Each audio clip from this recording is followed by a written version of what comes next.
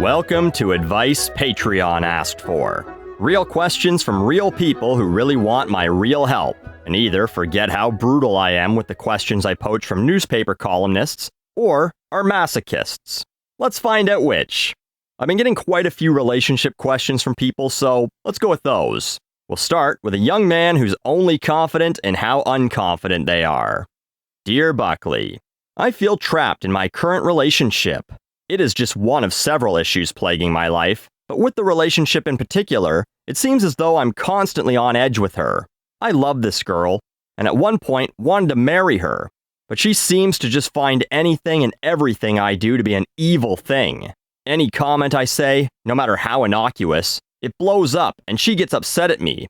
She hasn't taken her meds in a long time, and I think it's affecting her mentally. Her mental issues have also gotten to a point where she has become borderline mentally abusive, something I didn't notice, but a close friend did, and has been encouraging me to dump her as a result. At this point, I'm also in a situation where I fear the mental issues she would suffer if I did leave her. Can you imagine being the reason for somebody's spiral? Or worse, suicide? Quite frankly, I also fear my own mortality. And despite the fact that I'm young, I'm also quite ugly. And I don't think the chances are particularly high I would find anybody else, especially when I work in an industry not typically respected as far as white-collar jobs go. I sell cars, and work high hours, as is industry standard. So in a sense, there are also some self-preservation issues there. Why leave if I won't ever find anybody else? I feel there's no clear, good answer. What should I do? Signed, let's call this fella Trapped in Topeka. The short answer here is that you don't need my advice, your friend's already nailed it. But sometimes it helps to write these things down and put them in order. You're with someone who doesn't laugh at your jokes, thinks everything you say is awful, is abusive toward you, and is unstable. And your only pro on the list so far is, well, at least she's with me since no one else would be since I'm ugly and sell cars. Which isn't really a good reason to stay with someone. Consider this about as encouraging as I get. Car sales jobs are very public, and you have to interact with people. Charm is like 80% of the job. If someone thought you were so off-putting you'd scare customers away, they wouldn't hire you. And you got a girl once, so who's to say you can't get another? But you know how, when you're on an airplane, they tell you that in the event the oxygen masks drop, if you're capable of putting one on, put yours on first before assisting anyone else because otherwise you're both fucked? I think that's the exact announcement they use. But that's what we're looking at here. This relationship is a 747 hurtling toward the Pacific, the oxygen masks have dropped, you're worried about her mask first before your own. Can I imagine being the reason for someone's spiral? No, I can't, because I wouldn't be, and neither would you. Their problems are their own. If they're refusing to take medication and aren't getting the help they need, you're not responsible for that.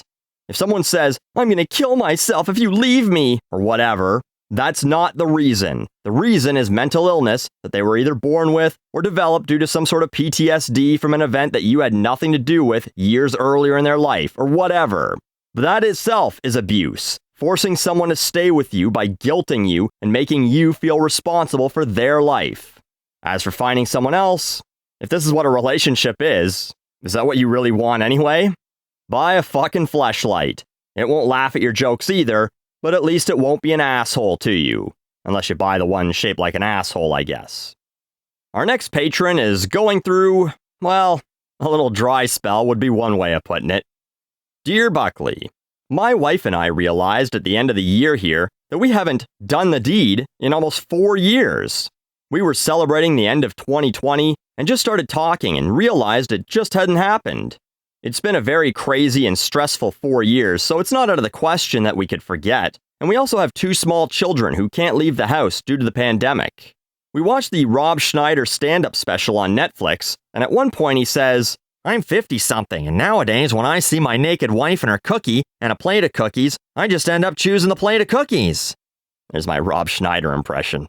How do we get back in the saddle after so many years of inaction? I'm afraid we might have forgot how. And I don't want to be the guy who chooses a plate of cookies. They wanted to be called Perplexed in Portland. Man, remember when I laughed at that guy for only having sex with his wife 9 times in 1 year? Boy, that guy was fucking Ron Jeremy compared to you. I also can't help but laugh at your line, "I'm afraid we might have forgot how," because I just watched 40-Year-Old Virgin the other day where Steve Carell takes Kat Dennings to the clinic for the info session, and he asks, "Is it true that if you don't use it, you lose it?" And the woman running the session goes, "Is that a serious question?" I also enjoy that you guys discussed it, like one of you says, "Can you believe we haven't porked in 4 years?" And the other person goes, "Yeah, I guess we haven't. Well, good night." That was the perfect time. One of you just leans in and boom, you're back. Lock the bedroom door or buy a lock if you're worried about the kids, and if they ask what was going on, you tell them you were wrestling and mommy won. But that moment's passed, so you need a new one. If you want to wait for the pandemic to be over so you can ship the kids off to grandpa and grandma's house or have them go to a sleepover with the neighbor kids, you could plan an elaborate date night. Tell the wife you want to recreate one of your first dates or something, preferably one where you got lucky, and do all the things you did then. If you gotta wait until businesses reopen or whatever, what's another few months on top of 4 years, right? The other option is to just go for it one night. When you both go to bed, you start rubbing her thigh, kissing her neck, whatever. She'll get the idea. The most common fear here is rejection, like, "Oh, what if she doesn't want it? I'm gonna feel like an idiot." It's your wife. She probably already knows you're an idiot. If it succeeds, great. If it doesn't, then it might be time to have a serious chat about whether that's something that's a part of your relationship anymore, and if it's a problem if it wasn't. Some people kind of grow out of it. Sex becomes an unnecessary part of their relationship. Meanwhile, others are deviants and fuck until their hips don't work anymore, having gross old people sex well into their 80s. You need to figure out which you'd prefer. Fuck though, all this talk about cookies have got me hungry and horny as hell. But I got one more question to answer before I can go fuck an Oreo. They address this, "Dear Dr. Buckley, MD. Disclaimer, I am not a doctor and you cannot sue me for malpractice. It's been a while since I've been in a meaningful relationship. Long ugly story, don't ask. Sure, I have my friends with benefits, but I really have started to look for more. Of course, this happened since COVID hit, and really that kind of just torpedoes the whole thing. Any advice on how to get back up on the horse and let it ride you?" Wait, that didn't come out right. Seriously though, any suggestions how to get back into the swing again? They signed it, "I don't want to die alone in Davenport." Grass is always greener on the other side, I suppose. I got a married person who can't get laid. I got a person getting laid who can't get married.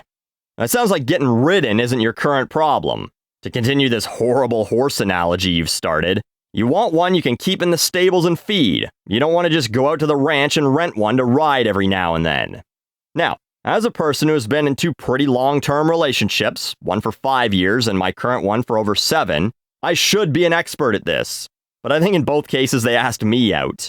I also obviously started dating them back when you could go out on dates, but that's how you get back into actually dating long-term. You have to treat them as dates. Go out, have fun, do things that aren't sucking each other off. If you think that any of your friends with benefits would like other benefits, like, say, a fucking meal once in a while, consider having them over and cooking them something. And use that mouth for more than what you've been doing with it. Have an actual conversation with them. "Yeah, so we've been slamming our parts together for a little while now, and hey, that's fun, but what would you think about, this becoming an actual thing?" Or if you think, "Well, maybe I shouldn't try and date people who just fuck a bunch of people for fun because that'll probably end in heartbreak," start fresh. Hit the dating websites. I always found the ones that you had to pay for always gave better results. The sites, not the women. Although that might be true in both cases.